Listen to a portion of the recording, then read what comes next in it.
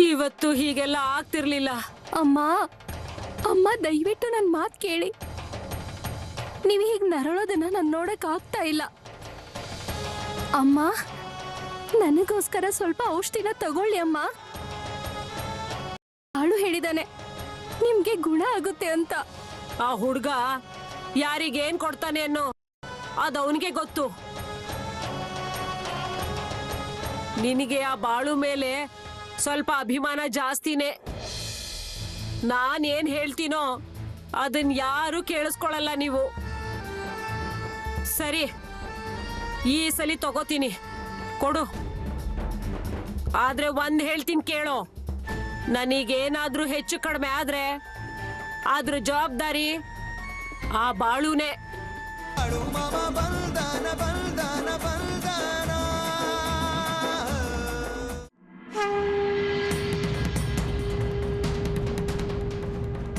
ಕೂತ್ಕೊಳ್ಳಪ್ಪ.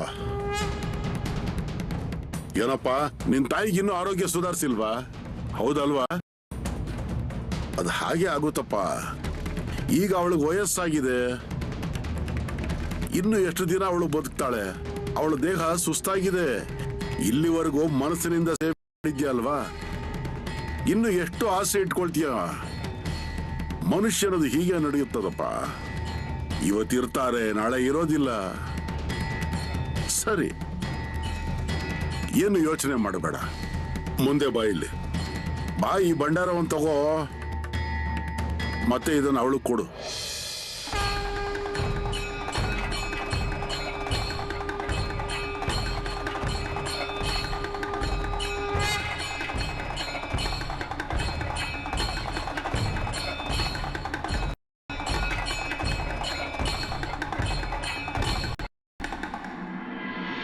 ದತ್ತು ಅಣ್ಣ, ಒಂದ್ ವಿಷಯ ಹೇಳೋದಿದೆ. ಮತ್ತೆ ಮಾತಾಡಪ್ಪ. ಅಣ್ಣ, ಅದನ್ನೆಲ್ಲ ಹಾಗೆ ಹೇಳೋದಿಕ್ಕಾಗೋದಿಲ್ಲ. ಸ್ವಲ್ಪ ಈ ಕಡೆ ಬನ್ನಿ.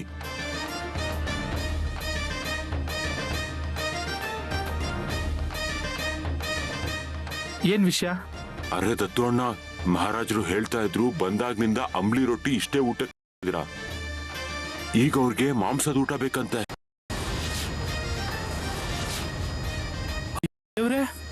ಅಣ್ಣ, ಈಗೇನ್ ಮಾಡೋದು? ಅರೆ ಮಾರಾಯ, ನನಗೇನು ಗೊತ್ತಾಗ್ತಿಲ್ಲ ನೋಡು. ಆದ್ರೆ ಅವ್ರಿಗೆ ಮಾಂಸದ ಊಟ ಬೇಕಾಗುತ್ತೆ. ಅಯ್ಯೋ ಮಾರಾಯ, ಇದಂತೂ ತುಂಬಾ ದೊಡ್ಡ ಧರ್ಮ ಸಂಕಟನೇ ಆಗೋಯ್ತು. ಆದ್ರೆ ಇದು ನಮ್ ಬಿಡಾರದಲ್ಲಿ ನಡೆಯೋದಿಲ್ಲ ನೋಡು. ದತ್ತು ಅಣ್ಣ, ನೀವೊಂದ್ ಕೆಲ್ಸ ಮಾಡಿ, ಮಾಮ ಅವ್ರ ಹತ್ರ ಮಾತಾಡಿ. ಇಲ್ಲಿ ನೋಡಿ, ನನ್ಗಂತೂ ಧೈರ್ಯ ಇಲ್ಲ, ಆಯ್ತಾ? ಸರಿ, ಆಗತ್ತೆ. ನಾನ್ ಮಾತ್ರ ಮಾತಾಡ, ನೀನು ಬಾ. ಮಾಮ, ನಿಮ್ಗೊಂದು ವಿಷಯ ಹೇಳೋದಿತ್ತು. ಅರೆ, ನಾನು ಈ ಮಾತಾಡ್ತಾ ಇದ್ದೀನಲ್ವಾ, ಆಮೇಲೆ ಮಾತಾಡು. ಮಾಮ, ಅದು ವಿಷಯ ಆಗಿದೆ.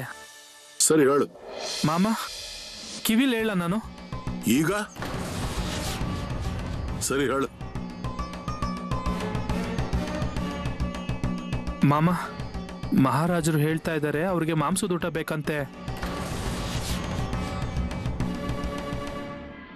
ಅಯ್ಯೋ ದೇವ್ರೆ, ಇದು ತುಂಬಾ ತೊಂದರೆನೇ ಆಯ್ತು. ಸರಿ, ನೋಡ್ತೀನಿ ಏನ್ ಮಾಡಕ್ಕಾಗುತ್ತೆ ಅಂತ ನೋಡ್ತೀನಿ ನಾನು. ನೀವು ನಿಮ್ ಕೆಲಸ ಮಾಡ್ಕೊಳ್ಳಿ, ಹೋಗಿ. ಸರಿ ಮಾಮ.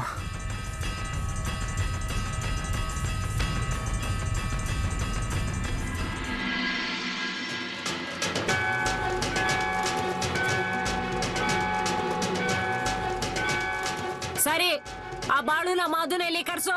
ಅಮ್ಮ, ಅದರ ಅವಶ್ಯಕತೆ ಏನಿದೆ? ಅವರು ಒಳಗಡೆ ಕೂಡ ಬಂದಿಲ್ಲ. ಮತ್ತೆ ನನ್ ತಟ್ಟೆ ಎಲ್ಲಿಗೆ ಹೋಯ್ತು? ಅದೇನು ಇಲ್ಲ, ನಾನೇ ಕರಿತೀನಿ. ಬಾಳು, ಹೇ ಮಾಧವ. ಇಷ್ಟ ಬೇಗ ಅಡ್ಗೆ ಆಗ್ಬಿಡ್ತಾ? ಹಾ, ನೀನ್ ಸಲುವಾಗಿ ಬಾಸುಂದೆ ಪೂರಿ ಆಗಿದೆ.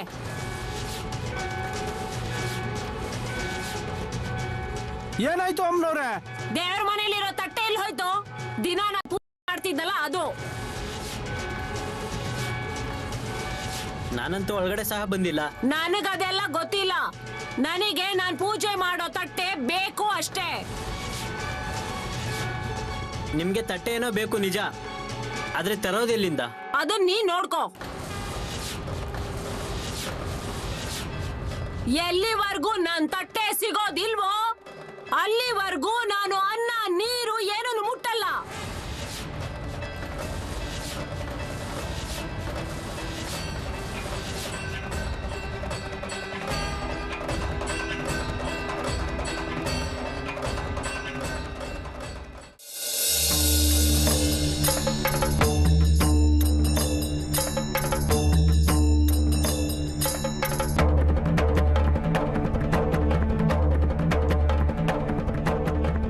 ಗುರುದೇವ, ಒಂದು ಮಾತನಾಡೋದಿತ್ತು. ಏನ್ ಹೇಳ? ಅದು ಆ ದತ್ತು ಬಂದ್ ನನ್ಗೆ ಹೇಳ್ದ, ನಿಮ್ಗೆ ಅದು ಊಟದಲ್ಲಿ ಮಾಂಸ ಬೇಕು ಅಂದ್ರಂತೆ. ಹೌದು. ಆದ್ರೆ ಅದ್ ಹೇಗೆ ಅಂತಂದ್ರೆ ನಮ್ ಬಿಡಾರದಲ್ಲಿ ಇಲ್ಲಿವರೆಗೂ ಎಂದು ಅದನ್ನೆಲ್ಲ ಮಾಡಿಲ್ಲ. ನನಗ್ ಗೊತ್ತಿದ್ಯಪ್ಪ, ಆದ್ರೆ ನನಗ್ ತಿನ್ನೋ ಆಸೆ ಆಗಿದೆ ಬಾಳು. ತುಂಬಾ ಹಸುವಾಗಿದೆ. ಆಯ್ತು ಗುರುದೇವ, ನಾನು ಏನಾದ್ರೂ ಮಾಡ್ತೀನಿ ನಿಮ್ಗೆ.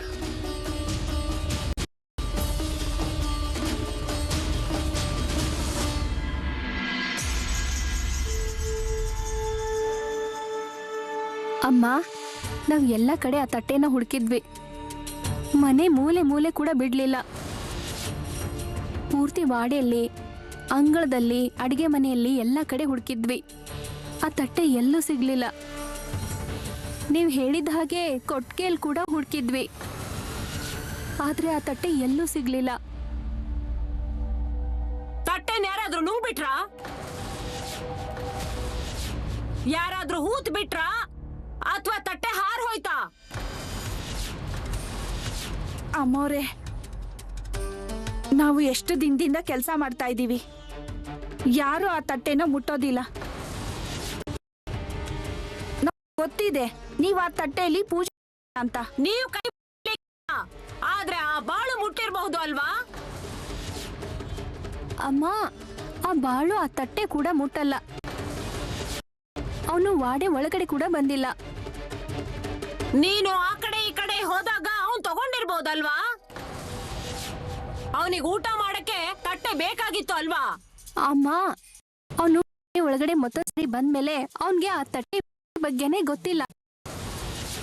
ಹಾಗಾಗಿ ಅವನ ಆ ತಟ್ಟೆ ಹೇಗ್ ತಗೋಗುತ್ತೆ? ನನಗೆ ಅದೆಲ್ಲ ಗೊತ್ತಿಲ್ಲ.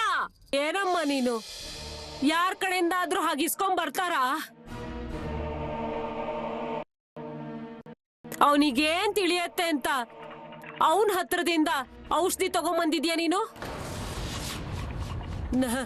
ನಾನಂತೂ ಈ ಔಷಧಿನೆಲ್ಲ ತಗೊಳ್ಳೋದಿಲ್ಲ. ಅಮ್ಮ, ನೀವ್ ಯಾಕೆ ಹೀಗ್ ಮಾಡ್ತಾ ಇದ್ದೀರಾ? ಔಷಧಿನ ತಗೊಳ್ಳಿ. ಇಲ್ಲ ಅಂತ ಹೇಳಿದ್ನೆ ಅಲ್ವಾ? ಅವನನ್ನ ಮೊದ್ಲೇ ಈ ಮನೆಯಿಂದ ಹೊರಗೆ ಹಾಕಿದ್ರೆ ಇವತ್ತು ಹೀಗೆಲ್ಲ ಆಗ್ತಿರ್ಲಿಲ್ಲ. ಅಮ್ಮ, ಅಮ್ಮ, ದಯವಿಟ್ಟು ನನ್ ಮಾತ್ ಕೇಳಿ. ನೀವ್ ಹೀಗ್ ನರಳೋದನ್ನ ನಾನ್ ನೋಡಕ್ ಆಗ್ತಾ ಇಲ್ಲ. ಅಮ್ಮ, ನನಗೋಸ್ಕರ ಸ್ವಲ್ಪ ಔಷಧಿನ ತಗೊಳ್ಳಿ ಅಮ್ಮ.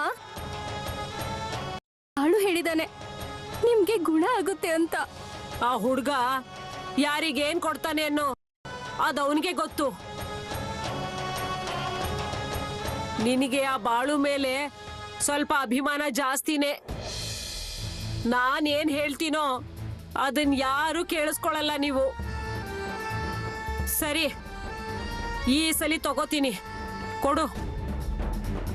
ಆದ್ರೆ ಒಂದ್ ಹೇಳ್ತೀನಿ ಕೇಳೋ, ನನಗೇನಾದ್ರೂ ಹೆಚ್ಚು ಕಡಿಮೆ ಆದ್ರೆ ಅದ್ರ ಜವಾಬ್ದಾರಿ ಆ ಬಾಳುನೇ. ನಾನು ಔಷಧಿ ಕೊಡ್ತೀನಿ, ನೀವ್ ಎತ್ ಕೂತ್ಕೊಳ್ಳಿ. ಹಾ, ಕೊಡು.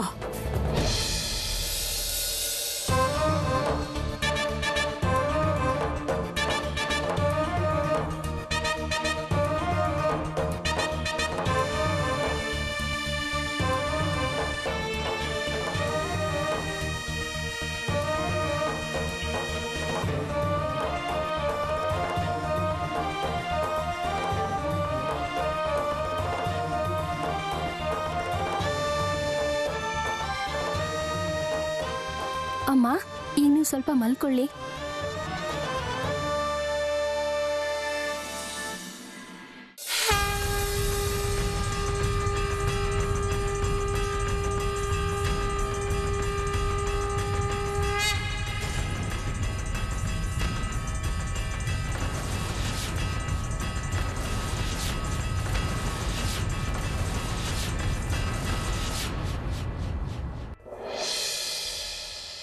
ಅದೇನು ಅಂತಂದ್ರೆ ಮತ್ತೆ ಈ ಊರಿಗೆ ಬೇಗ ಬರೋದಿಲ್ಲ. ಇದು ನೀನ್ ಹುಟ್ಟಿರೋ ಊರು.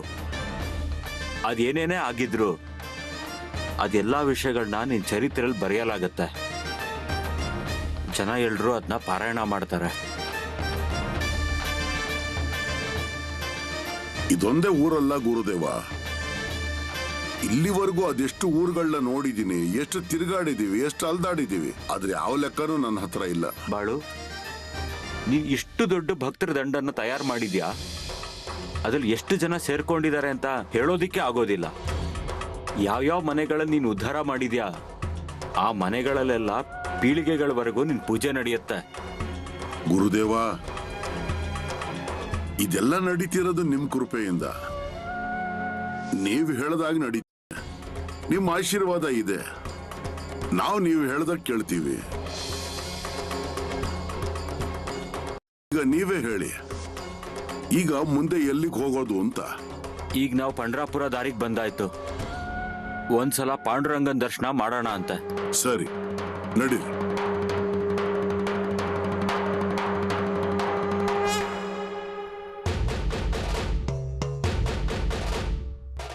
ಗೋದಾ, ಅಮ್ಮ ಔಷಧಿ ತಗೊಂಡಾಗಿಂದ ಹಾಗೆ ಮಲ್ಕೊಂಡೇ ಇದ್ದಾರಾ? ಹೌದು ನೋಡಿ, ನಾನು ಅದನ್ನೇ ಹೇಳ್ಬೇಕಂತಿದ್ದೆ. ಎಬ್ಬಿಸ್ಲಾ ಅವ್ರನ್ನ? ಬೇಡ ಬೇಡ,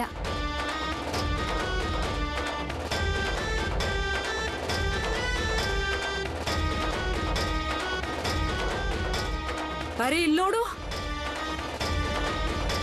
ನಾನು ಹುಷಾರಾದೆ.